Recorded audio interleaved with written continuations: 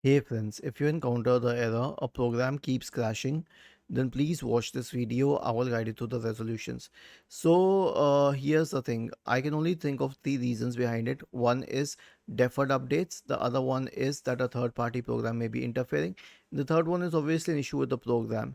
So let us say that the program is ShareX. Simply search for it, uninstall it, uninstall it completely, and make sure that it's gone. I'm just giving an example. It could be any program.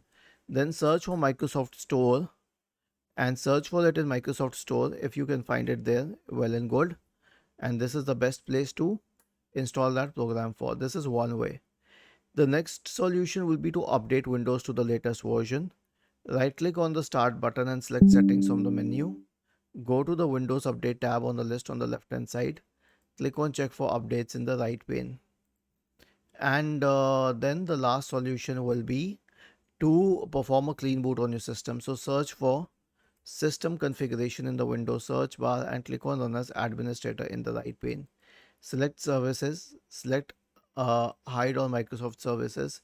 If any of the service is checked, then click on disable all, apply, OK, and then restart your computer. Was this helpful? If yes, then please subscribe to the channel.